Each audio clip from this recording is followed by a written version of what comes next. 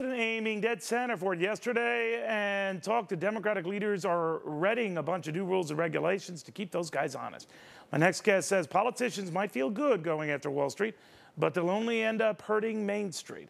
Joe Berlau is a director for the Center for Investors and Entrepreneurs at CEI. So you're saying what? What happens when they go after Wall Street?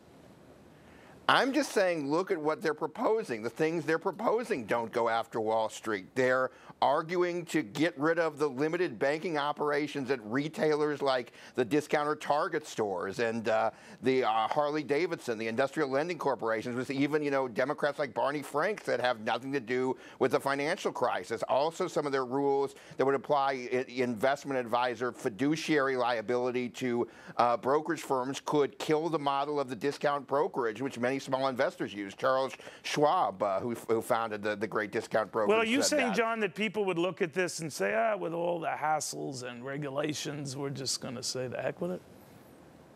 I'm saying, I'm looking at the Obama administration's white paper, and there are many things, I would even say the bulk of things, have nothing to do with Wall Street, that they're want to put this new liability standard on brokerages, which could include discount brokerages, that they want to get rid of industrial lending corporation that retailers like the discounter Target has, that it's a regulator's wish list, and they're just using the Wall Street meltdown as an excuse for a lot of this. So you wouldn't argue that some safeguards have to be in there to protect consumers, right? Or you argue that they're there, we just haven't used them. Need to be enforced, and I think some things need to be updated. But there are some things that make no sense. I mean, the causes of the crisis were complex, but I don't think anybody's saying the fact that Target has this small bank that helps it issue credit cards to its customers, or that Harley Davidson has a bank that issue loans is somehow responsible for that. And so where do you think we're going with this, John? You think that we're going to create an even bigger mess? Is that what you're saying? I really do, and put a crimp on the Main Street entrepreneurs and consumers and investors that could help with the recovery, Neil. Okay, so play that out. Then we're looking, let's say once these rules, new regulations, guidelines, whatever you want to call them, are in place, the average Joe and Joanne is going to be hit how?